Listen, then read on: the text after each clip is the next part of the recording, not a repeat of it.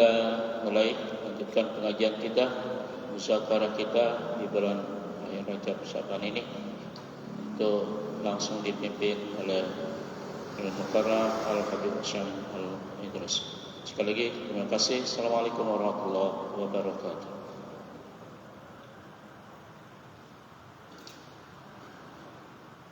Bismillahirrahmanirrahim. Assalamualaikum warahmatullahi wabarakatuh. Alhamdulillah wassalatu wassalamu ala sayyidina Muhammadin wa ala alihi wa sahbihi ajma'in. Amma ba'du. Bapak-bapak, ibu-ibu yang dimuliakan Allah Subhanahu wa taala, bersyukur pada Allah Subhanahu wa taala pada malam hari ini kita diberikan kesempatan oleh Allah Subhanahu wa taala untuk kembali lagi duduk di majelis hadis Nabi Muhammad sallallahu alaihi wasallam. Kita sama-sama berdoa kepada Allah Subhanahu wa taala, semoga kita semua yang hadir di tempat ini dipanjangkan umur sama Allah Subhanahu wa taala, dimurahkan rezeki Allah Subhanahu wa taala, hajat-hajat kita dipercepat sama Allah Subhanahu wa taala, dipermudah Allah Subhanahu wa taala, keturunan dan keluarga kita jadikan saleh dan salihah, dan kita meninggal dalam kondisi husnul khatimah. Bismillahil Fatihah.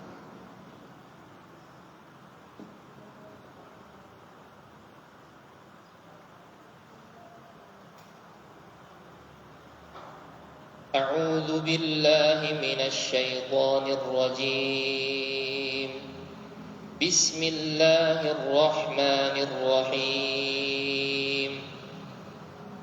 وإذ قال إبراهيم لأبيه آزر أتتخذ أصناما آلهة إني أراك وقومك في ضلال مبين. وكذلك نري إبراهيم ملكوت السماوات والأرض وليكون من الموقنين. فلما جن عليه الليل رأى كوكبا قال هذا ربي. فلما أفل قال لا أحب الآفلين. فلما رأى القمر بازغا قال هذا ربي. فلما أفل قال لئن لم يهدني ربي لأكونن من القوم الضالين.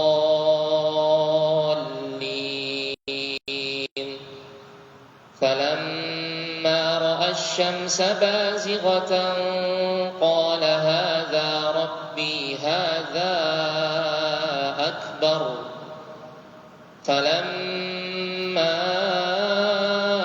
أفلت قال يا قوم إني بريء مما تشركون. إني وجهت وجهي للذي فطر السماوات والأرض حنيفا وما أنا من المشركين. وحاجه قومه قال أتحاجوني في الله وقد هدان ولا أخاف ما تشركون به إلا أن يشاء ربي شيئا وسع ربي كل شيء علما أفلا تتذكرون. صدق الله العظيم. Bapak-bapak, ibu-ibu yang dimuliakan Allah Subhanahu wa taala, kita lanjutkan kajian kita dalam kitab Riyadhus Shalihin, hadis yang selanjutnya yang dibawakan oleh Imam Nawawi rahimahullahu taala. Bismillah. Bismillahirrahmanirrahim. عن ابن عباس قال رسول الله صلى الله عليه وسلم عرضت علي الأمم فجعل النبي والنبيان يمرون معهم الرهط والنبي ليس معه أحد حتى رفع لي سواد عظيم قلت ما هذا أمتي هذه قيل بل هذا موسى وقومه قيل انظر إلى الأفق فإذا سواد يملأ الأفق ثم قيل لينظر ها هنا وها هنا في آفاق السماء فإذا سواد قد ملأ الأفق قيل هذه أمتك ويدخل الجنة من هؤلاء 70,000 بغير حساب ثم دخل الجنة من هؤلاء 70,000 بغير حساب ثم دخل ولم يبين لهم فأفاض القوم وقالوا نحن الذي آمنا بالله واتبعنا رسوله فنحن هم أو أولادنا الذي ولدوا في الإسلام فإنا ولدنا في الجاهلية فبلغ النبي صلى الله عليه وسلم فخرج فقال هم الذين لا يسترقون ولا يتطيرون ولا يكتوون وعلى ربهم يتوكلون فقال عكاشة ابن محصن أمنهم أنا يا رسول الله قال نعم فقام آخر فقال أمنهم أنا قال سبقك بها عكاشة متفق عليه. Bapak-bapak, ibu-ibu yang dimuliakan Allah Subhanahu wa taala, hadis yang dibacakan tadi kisah tentang Nabi Muhammad sallallahu alaihi wasallam ditampakkan oleh Allah Subhanahu wa taala keadaan umat-umat terdahulu dan umat Nabi Muhammad sallallahu alaihi wasallam. Bagaimana jumlah yang begitu besar orang-orang yang mengikuti nabi-nabi terdahulu sama umat Nabi Muhammad sallallahu alaihi wasallam. Dan kabar gembira khusus terhadap umat Nabi Muhammad sallallahu alaihi wasallam. Mari kita dengarkan pesan-pesan hadis Nabi Muhammad sallallahu alaihi wasallam. Bismillah. Dari Ibnu Abbas radhiyallahu anhu, ia berkata, Rasulullah sallallahu alaihi wasallam bersabda, ditampakkan kepadaku umat-umat terdahulu. Ya, Rasul melihat dengan nyata seperti Rasulullah sallallahu alaihi wasallam ketika Isra dan Mi'raj, datanglah orang-orang jahiliyah bertanya kepada Nabi Muhammad sallallahu alaihi wasallam tentang perihal Masjid Aqsa. Ya Rasulullah, kalau benar engkau telah pergi ke Masjid Aqsa, maka tolong jelaskan kepada kami bagaimana keadaan model masjidnya, berapa tiangnya, berapa bangunannya, model bangunannya. Siapa yang datang ini kepada Nabi Muhammad adalah orang yang pernah ke Masjid Aqsa, yang pernah masuk ke Masjid Aqsa. Ini kisah Isra Mi'raj Nabi, ketika Nabi memberitahukan tentang sholat, tentang perjalanan beliau. Hampir keseluruhan orang-orang jahiliyah tidak mempercayai Nabi Muhammad SAW. Maka orang-orang jahiliyah mau mendatangkan bukti, kalau benar engkau telah ke Masjid Aqsa, tolong tampakkan kami atau jelaskan kepada kami tentang model bangunan Masjid Aqsa. Subhanallah, Allah memperlihatkan Nabi Muhammad SAW di depan wajahnya Rasulullah SAW. Seakan-akan Masjid Aqsa itu di depan beliau, dengan kanan ke kiri kelihatan langsung. Dijelaskan pojoknya begini, tiangnya begini, dijelaskan dengan detail oleh Nabi Muhammad SAW. Makanya Rasul mengatakan, ditampakkan umat-umat terdahulu kepadaku. Ini ditampakkan dengan aslinya, dilihat oleh Rasulullah SAW, dilihat oleh Nabi Muhammad SAW. Tentang keadaan umat-umat terdahulu dan umat Nabi Muhammad, dilihat nama Rasulullah SAW.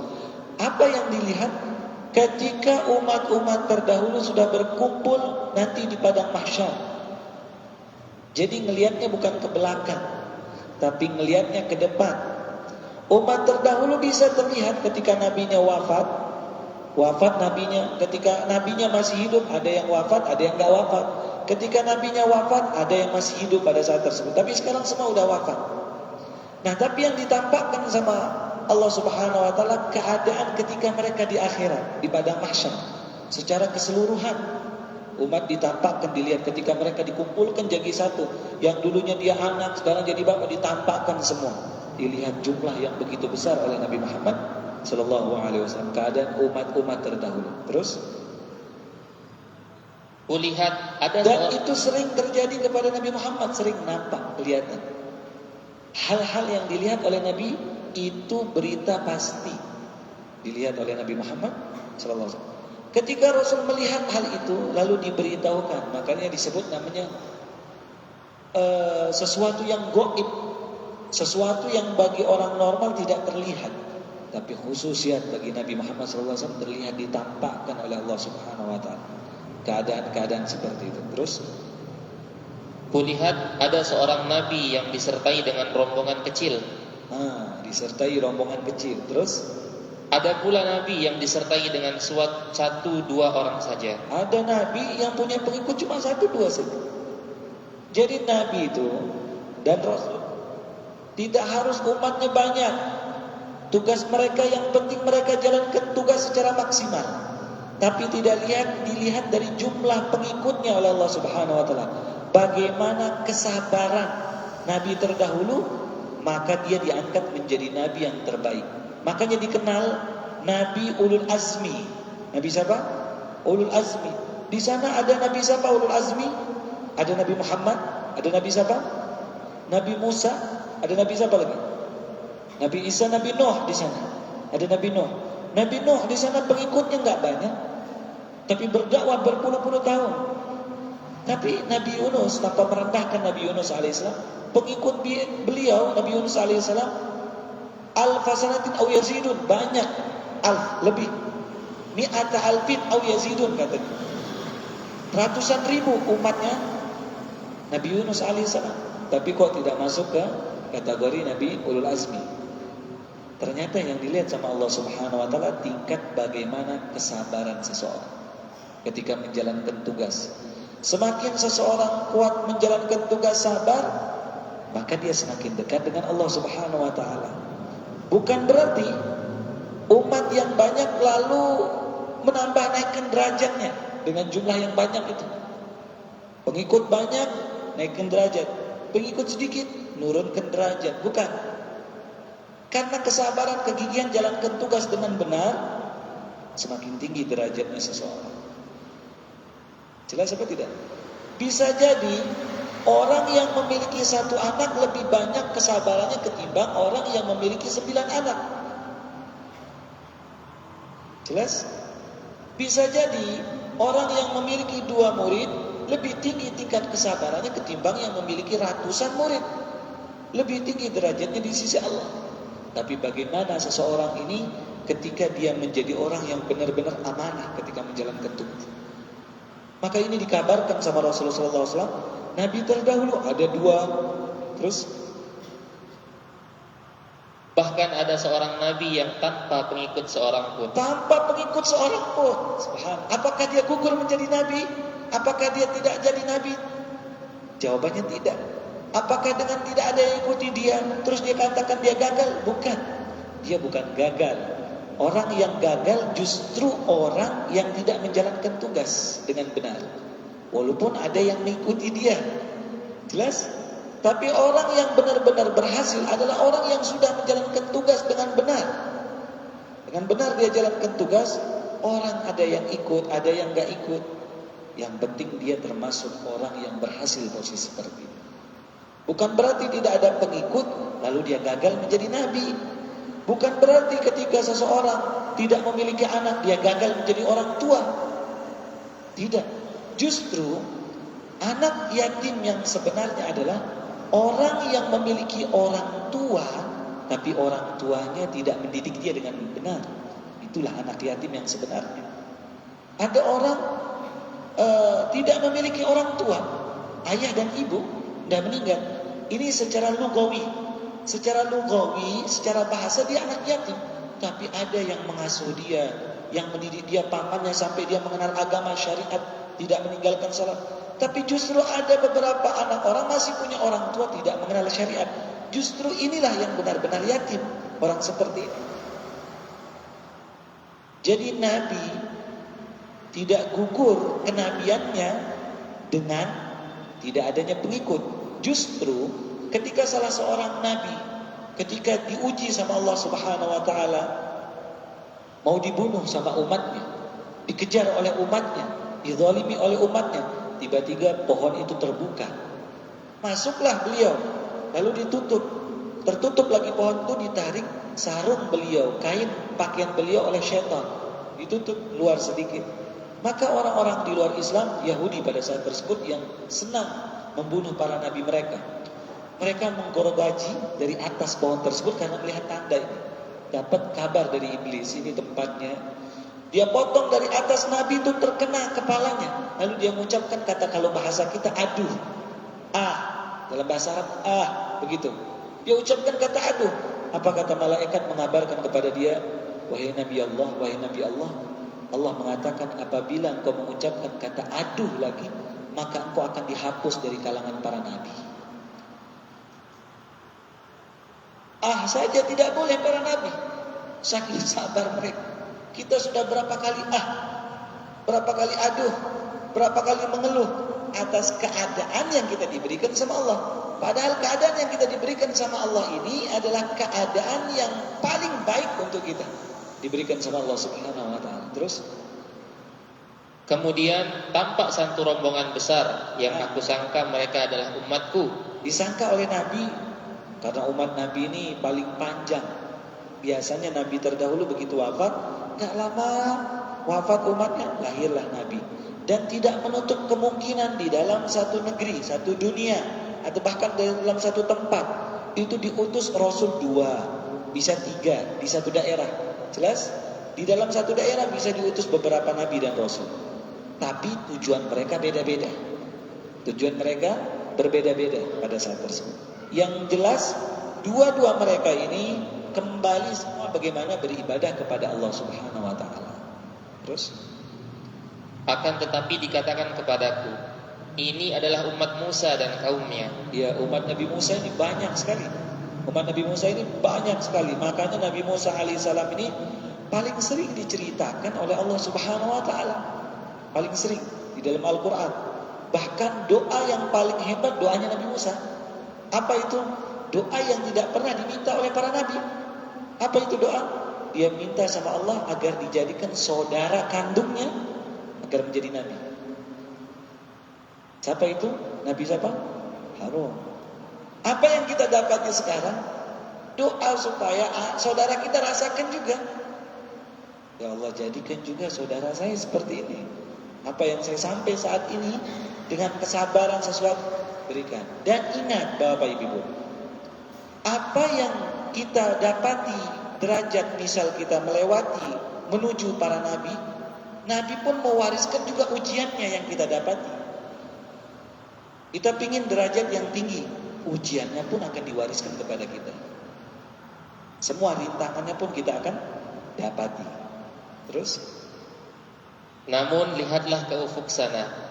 Allah mengatakan, lihatlah ke ufuk sana, ufuk paling ujung.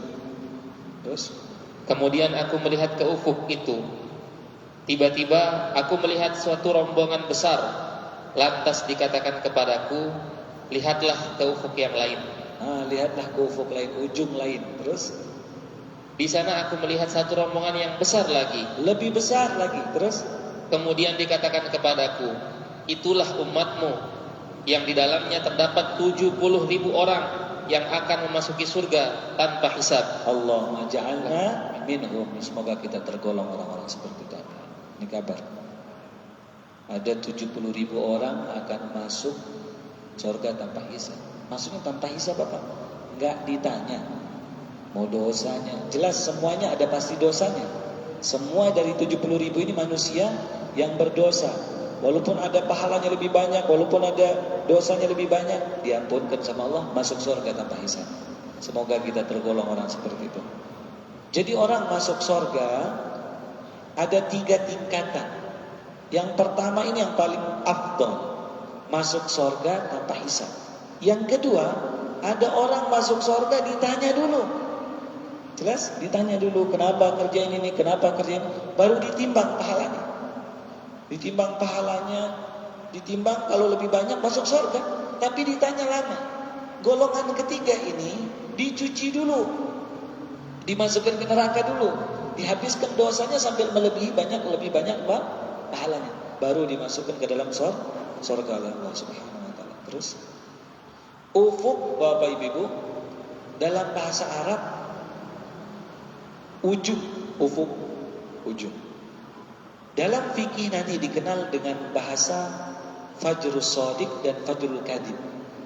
Fajar shadiq dan fajar bohong. Fajar benar dan fajar bohong. Apa maksudnya? Ini untuk menentukan waktu subuh. Ulama mengatakan, kapan terbitnya azan subuh? Ketika fajar subuh sudah nampak. Fajar yang mana? Fajarnya ada dua macam. Ada fajar shadiq, fajar yang benar. Ada fajar kadhib, fajar yang bohong. Apa bedanya, ciri-cirinya? Fajar yang benar, bagi kita yang mau melihat fajar yang benar, bapak-bapak pergi ke lapangan.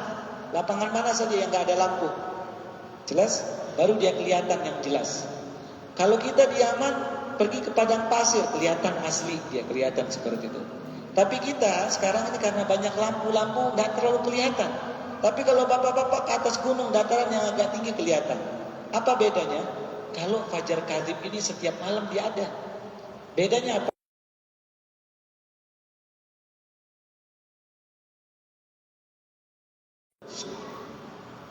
Jelas?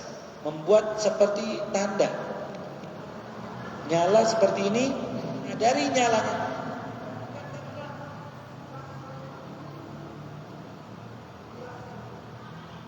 Seperti itu. Yang tadi ini hitam, ini hitam. Ini pertama, ini hitam. Langit hitam, tiba-tiba ada terang seperti itu. Tiba-tiba dia membelah.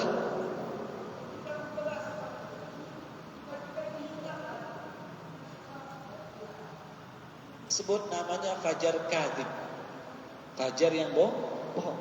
Sedangkan fajar shadiq ini, fajar yang benar itu bagaimana?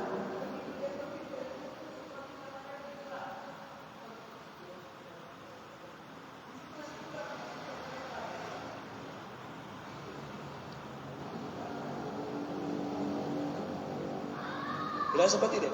Seperti itu, namanya fajar shadiq. Kapan bisa kita lihat kalau nggak banyak lampu? Misal kita lagi di pinggir pantai, bisa kelihatan, bisa dia terlihat. Kami pernah melihat begitu kami lagi di atas bis, mana sih? Begitu kami perjalanan antara Yaman ke Oman, melihat karena perjalanan tersebut penuh naik ke atas gunung. Jalannya sampingnya ada jurang tapi terbuat dari batu. Kalau jurang di sini bawahnya ada pohon, kalau di sana batu. Lewati dan terangnya, sebab terang sinar bis itu dan terangnya bintang nyala, kelihatan indahnya. Nggak lama sudah tengah malam nanti kelihatan seperti itu. Benar terbelah. Nanti mau dekat subuh betul di ujung itu nyala seperti itu. Sampai menutup, sampai terang seperti itu.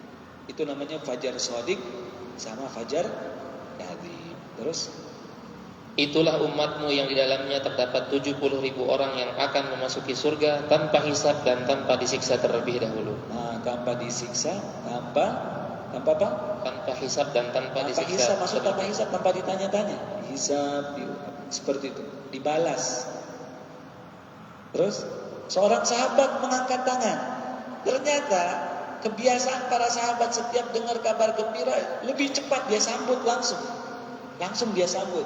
Setiap dengar kabar gembira mereka langsung ingin dapat doa dari Rasul, angkat tangan seperti itu kebiasaan sahabat. Misal turun ayat lan talbirra hatta tunfiqu mimma tuhibbun. Tidak sempurna iman seseorang sampai menyedekahkan harta yang paling dia cintai.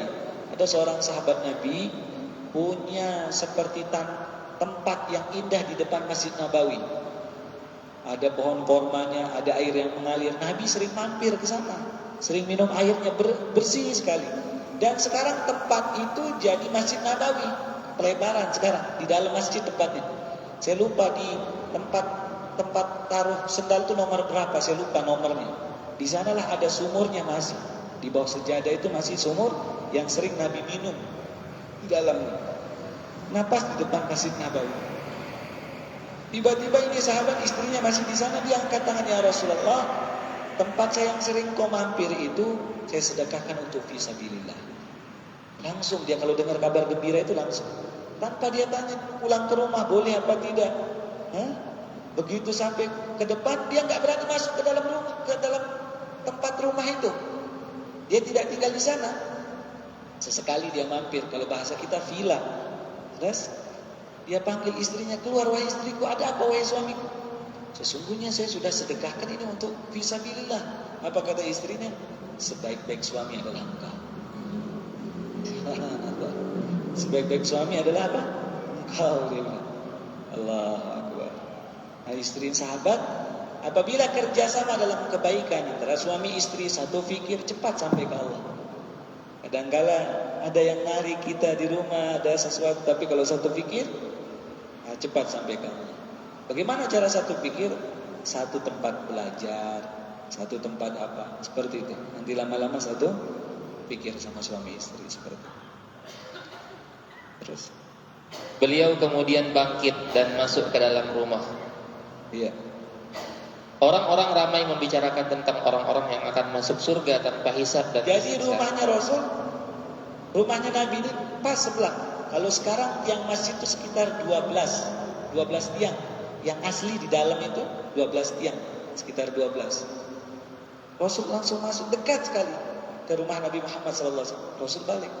Terus sahabat Nabi bicara, Masya Allah ada 70.000 orang masuk surga. Tapi padahal amal mereka ini Masya Allah, masing-masing mereka ini punya amalan, selalu mengkhatamkan Quran. Dan banyak dari sahabat sering mengkhatamkan Quran dalam sholat. Sering itu sahabat Nabi bicara kabar gembira nih, Allah ada orang masuk surga tanpa hisab. Senang mereka. Kenapa? Mereka dapat kabar gembira dari Rasul. Terus Rasul masuk. Salah seorang di antara mereka berkata, mungkin saja mereka adalah sahabat-sahabat Rasulullah Sallallahu Alaihi Wasallam. Mungkin adalah sahabat Nabi. Terus Dan ada pula yang mengatakan, mungkin saja mereka adalah orang-orang yang dilahirkan dalam keadaan Islam dan dia tidak menyekutukan Allah. iya, nebak-nebak ini sahabat. Mungkinkah dia sahabat Nabi atau orang yang lahir tidak pernah menyembah berhala? Jelas lahir langsung Islam. Terus Dan mereka menafsirkan bermacam-macam. macam-macam sahabat. Ada yang mungkin yang baik zaman jahiliyah, terus masuk Islam dia baik. Jadi orang sebaik-baik orang itu adalah orang yang zaman jahiliyah dia sudah baik dermawan, masuk Islam tanpa dermawan. Dia memang orang baik gitu. Seperti itu. Terus Kemudian Rasulullah Sallallahu Alaihi Wasallam keluar dan bersabda kepada mereka, apa yang sedang kalian bicarakan? Kemudian mereka menceritakannya. Maka beliau bersabda, mereka itu adalah orang-orang yang tidak menjumpai dan tidak pernah menjampi. Mereka itu adalah orang-orang yang tidak menjampi. menjampi maksudnya menjampi-jampi. Jampi. Mantra. Tidak mantra. Terus Dan mereka tidak pernah minta dijampi. jampi. Mereka Ruqyah. Bagus ruqyah, tapi minta di ruqyah jangan. Nih tidak masuk dia nanti kalau orang yang coba ruqyah saya kata dia. Jelas? Tidak masuk dia nanti. Syaratnya memang disebut sama Nabi. Kalau kita sehat jangan minta di ruqyah, tapi kalau kita tiba-tiba dipegang orang lagi kerasukan terus di ruqyah, beda lagi. Jelas? Tidak masuk dia nanti kalau yang minta dibaca-bacain. Terus mereka yang tidak meramal dan hanya kepada Tuhan sajalah mereka bertawakal. banyak tawakalnya tinggi. Terus Kemudian Ukasyah bin Mihsan berkata, siapa Ukasyah ini? Sahabat Nabi. Inilah sahabat Nabi ketika Fathul Mekah pernah mengangkat tangan kepada Nabi. Ukasyah yang pernah protes kepada Nabi ketika akhir-akhir mendekati wafat Rasul. Rasul membuat ceramah pidato terakhir sebelum wafat. Rasul mengatakan ketika berkumpul semua sahabat, isi pidatonya beliau mengatakan, siapapun yang pernah saya zalimi cepat balas. Siapapun yang punya utang sama saya cepat tagih. Dan tolong sampaikan Islam ini kemana engkau pergi. Seorang sahabat terdiam semua dan Sayyidina Abu Bakar menangis. Hanya Abu Bakar yang mengerti sabdanya Rasul, paling mengerti. Apa maknanya? Beliau peka sekali Rasul sebentar lagi mau wafat. Tapi begitu tenang, hening, seorang sahabat dari belakang angkat tangan. Siapa itu? Inilah dia, Ukasha. Kata, ya Rasulullah, saya mau kisos engkau, mau balas engkau. Sahabat semua nengok ke belakang, ada apa? Maju ya Ukasha. Begitu maju ditarik sama sahabat Nabi. Jangan, Rasul sedang sakit. Kata Rasul mengatakan dari atas mimbar, wahai sahabatku, ini urusanku dengan Ukasha, biarkan Ukasha maju. Majulah Ukasha sampai depan, melewati Sayyidina Umar. Wahai Ukasha, jangan kau sakiti Nabi. Kalau engkau melangkah, engkau bermusuhan dengan saya, berurusan dengan saya, gak berani maju. Siapa Ukasha? Wahai Umar, biarkan maju Ukasha, ini urusanku dengan Ukasha. Begitu sampai di dekat mimbar Rasul, maka Ukasha mengatakan, ya Rasulullah, dulu engkau pernah memukul perut saya. Begitu baris dalam medan perang. Rasul tuh kalau medan perang dibaris, diatur baris rapi. Rasul tuh senang bawa tongkat kecil, ngatur barisan. Bawa tongkat apa? Kecil. Perutnya agak maju. Si Ukasha diginikan sama Rasul, suruh maju, suruh belakangan gitu, belakangan dikit. Itu yang mau ditagih sama dia. Sekarang saya mau pukul pecut kau ya Rasulullah. Ayo balas, kata Rasulullah SAW. Bagaimana saya bisa membalas sedangkan kau di atas mimbar? Maka Rasul dipapa oleh Sayyidina Ali dengan Bilal bin Rabah. Begitu turun, silahkan balas. Apa kata Ukasha? Ya Rasulullah, saya mau pukul kau dengan pecutan yang kau bawa itu. Sahabat Nabi mulai ribut. Jangan, wahai Ukasha, jangan kau pukul Nabi. Nabi mengatakan, ambil pecut itu di rumah. Diambil, begitu diambil diberikan. Ketika di tangan Ukasha mengatakan, ya Rasulullah, dulu engkau pukul saya tidak, saya pakai baju, saya nggak pakai baju. Sedangkan engkau sekarang pakai baju, nggak adil, engkau buka baju. Hebatnya Rasul, adilnya dia buka pakaiannya Nabi Muhammad SAW. Hanya menutup aurat, dalam kondisi hangat, badannya dekat wafat Rasul. Pukul wahai Ukasha, disuruh pergi yang di sampingnya. Pukul wahai Ukasha. Semua sahabat melihat, ada yang sebagian nunduk diputar-putar, dia lempar. Terus dia lempar apa? Pecut itu, lalu dia peluk perutnya Rasulullah SAW sambil memeluknya, menangis di perutnya Rasul. Dia cium perutnya Nabi Muhammad SAW. Dia cium. Apa yang kau lakukan wahai Ukasha? Ya Rasulullah, saya punya cita-cita sebelum saya berpisah dengan engkau agar kulitku berjumpa dengan kulitmu ya Rasulullah. Apa kata Rasulullah SAW? Wahai sahabatku, maukah engkau melihat wajah ahli sorga? Lihatlah wajahnya Ukasha, karena dia telah bersentuhan dengan daging yang tidak akan tersentuh oleh api neraka. Dia cium perutnya. Sedikit pun sahabat gak ada niat balas sama Nabi, gak ada. Sedikit pun buruk sangka sama Nabi, tidak ada seorang sahabat Nabi, tidak ada. Makanya itu yang menjadikan ilmunya jadi berkah. Buruk sangka itu gak ada sedikit. Buruk sangka, maaf, tidak ada sedikit. Seorang sahabat Nabi Muhammad SAW. Terus. Kemudian Ukasha bin Mihsan berkata, ya Rasulullah, doakanlah kepada Allah agar aku termasuk golongan mereka. Doakan saya Rasulullah agar saya termasuk golongan mereka. Apa kata Rasul? Beliau menjawab, engkau termasuk golongan mereka. Kau golongan mereka ini. Ya Allah, dari dunia dia masuk. Habis. Kaget sahabat. Ya Allah, ada Ukasha termasuk. Sahabat semua protes, ya Rasulullah, saya juga doakan supaya saya termasuk. Apa katanya?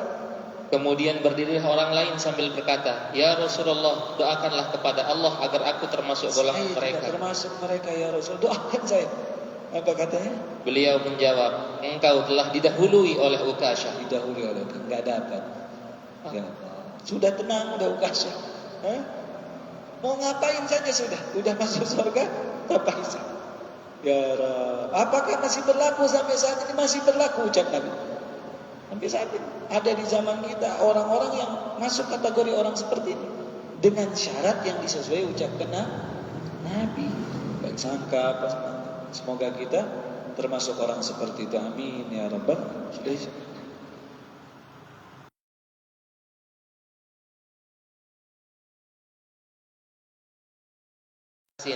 أن النبي صلى الله عليه وسلم كان يقول أعوذ بعزتك الذي لا إله إلا أنت الذي لا يموت والجن والإنس يموتون متفق عليه. Doa kita diajarkan sama Rasul.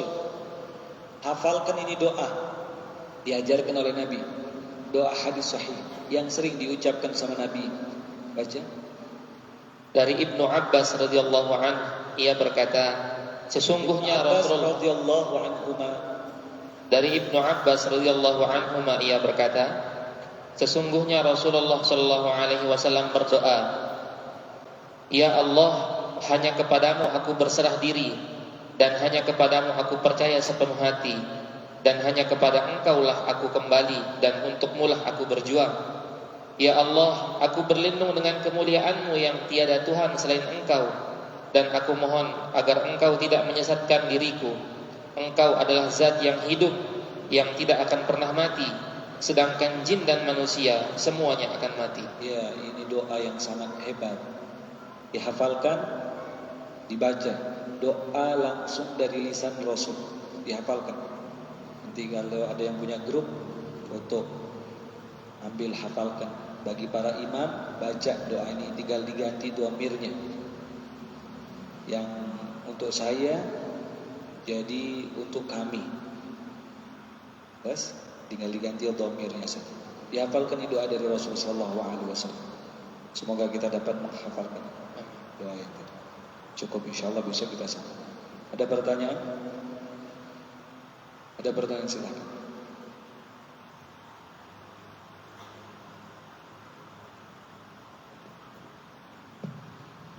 Bismillahirrahmanirrahim. Assalamualaikum warahmatullahi wabarakatuh. Izinkan kami bertanya terkait dengan Nabi Ulul Azmi, Ustaz. Nabi Ulul Azmi ini yang saya tahu itu ada 5, yakni Nabi Nuh, Nabi Ismail, Nabi Musa. Ismail enggak? Ismail enggak masuk. Oh, Ibrahim, maaf. Ibrahim, Musa, Isa dan Nabi Muhammad SAW. Pertanyaannya, kalau dari kriteria tadi, karena mengingat tingkat kesabaran dari para nabi ini, tentunya dalam sejarah para nabi kita mengenal kesabaran Nabi Allah Ayub alaihissalam. Mohon pencerahannya, kenapa Nabi Ayub tidak masuk dalam Nabi Ulul Azmi? Terima kasih Ustaz. Barakallahu fiik. Assalamualaikum warahmatullahi wabarakatuh. Tanpa membanding-bandingkan para nabi, semua nabi dan rasul mulia, dan semua nabi dan rasul memiliki tingkat kesabaran yang tinggi, semuanya. Akan tetapi dari 5 Nabi Ulul Azmi, dialah yang mereka yang paling banyak diuji oleh Allah Subhanahu wa taala. Makanya Allah menegaskan di dalam Al-Qur'an untuk menjadi contoh tingkat kesabaran seseorang. Allah mengatakan di dalam Al-Qur'an, fasbir kama sabara ulul azmi. Disebut langsung, sabarlah sebagaimana sabar para Nabi Ulul Azmi. Menandakan apa? Ternyata dia lebih, para nabi yang 5 ini lebih sekali ujiannya dari Allah Subhanahu wa taala daripada nabi-nabi yang lain. Bukan hanya diuji dari sakit saja, ternyata diuji dari keluarganya, daripada hartanya, daripada pengikutnya. Banyak sekali ujian yang diberikan oleh Allah Subhanahu wa taala daripada Nabi Ulul Azmi, dan dari semua penjuru dia dapat. Tapi semasa orang masih hidup, ada orang diuji sama Allah dari 2 penjuru saja. Ada yang 1 penjuru saja sampai dia wafat. Jelas? Tapi Nabi yang 5 ini semua penjuru uji. Dari keluarga, orang terdekat, orang yang jauh, dari perasaan dan penyakit, harta, semua muji dia.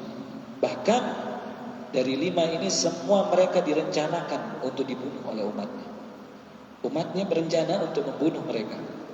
Dan seringkali dan semuanya gagal. Jelas? Seperti itu. Maka tingkatan kesabaran itu yang paling tinggi memang adalah Nabi, yaitu Nabi Ulul Azmi. Akan tetapi sering kita dengar ucapan sabar Ayub kata dia. Ucapan orang-orang Arab pun dia mengatakan sabar Ayub. Maknanya apa? Sabar Ayub nih, sabar sebagaimana Nabi Ayub, tingkat sakitnya terlalu lama sakitnya. Tapi seorang nabi yang lain, mereka diuji dalam hatinya, perasaan. Ujian terbesar itu perasaan. Kalau perasaan sudah terkena, sakit. Sakitnya membuat kita nggak bisa tidur, ujian perasaan. Apalagi ujian itu terdapat dari pasangan, dari orang-orang terdekat kita. Ada pertanyaan lagi? Cukup ya? Kita doakan buat Hajah Masniah dan Ibu Rahmah dan Bapak Ahmad Fauzi dan Ibu Khairuni. Semoga Allah sehatkan mereka semua yang sedang dirawat. Allahumma rabban nasi adil ba'sa wa anta syafi la yughadiru saqam bina bisyifa masyaallah. Al-Fatihah.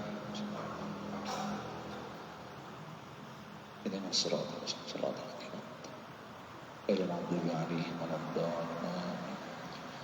Diumumkan kepada ibu-ibu, insyaallah besok pengajian ibu-ibu dimulai kembali lagi ba'da salatul asar, kajian kitab Bulughul Maram di Masjid Nurul Syuhada yang lama.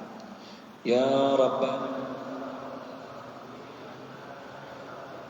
wa annana asrafna ala laza asrafna fatub alaina taubah taksil li kulli haubah wastur lanal aurati wa aminir rawati waghfir li walidina rabbi wa mauludina wal ahli wal ihwani wa sa'iril hillani wa kulli zi mahabbah au jiratin au subah wal muslimina ajma' amin ya rabbi isma fadlan wajudan manna la biktisabin minna bil mustafa rasuli nazza bi kulli suli salla wa sallam rabbi alaihi adal habbi wa alihi wa sahbi adada statis subi walhamdulillahi bil badri wa tanahi subhanallah. Assalamualaikum warahmatullahi wabarakatuh.